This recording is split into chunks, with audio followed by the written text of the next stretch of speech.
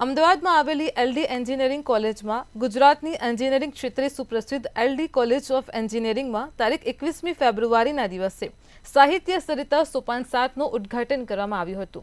આ ઉદ્ઘાટન સમારોહમાં પદ્મશ્રી ભીખુદાન ગઢવી, યોગેશ ગઢવી તથા પૂજ્ય અપૂર્વ મુનિ સ્વામી સહિતના લોકો હાજર રહ્યા હતા અને વિદ્યાર્થીઓને આપણા સાંસ્કૃતિક વારસાનું જતન કરવાની અને જાણવાની પ્રેરણા પણ આપવામાં આવી છે।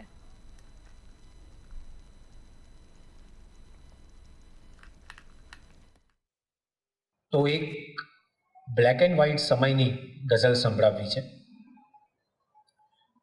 जूना ब्लैक एंड व्हाइट फोटाना आल्बम ने जोता जोता थती प्रतीतिनी आ गजल छे।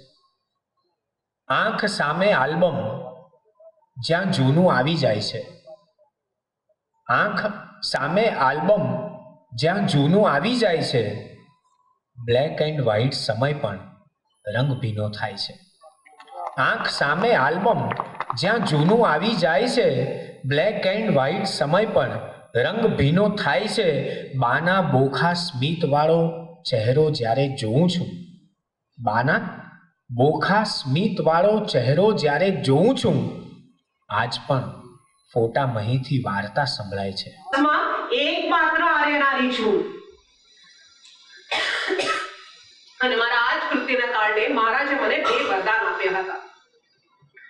મહર્ષિ વાલ્મીકીએ કહ્યું હોવા છતાંય કદાચ તમે નથી જાણતા કે જે સમયે મહારાજ દશરથે મારા પિતા અશ્વપતિ પાસેથી મારા હાથની માંગણી કરી હતી, એ સમયે એમના અંતઃપુરમાં મોટી બેન કૌશલ્યા અને સુમિત્રા તો હતી જ, પણ એ ઉપરાંત મહારાજ બીજી 350 સ્ત્રીઓને પરણી ચૂક્યા હતા।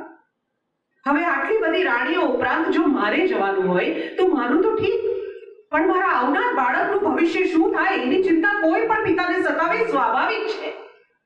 અને માટે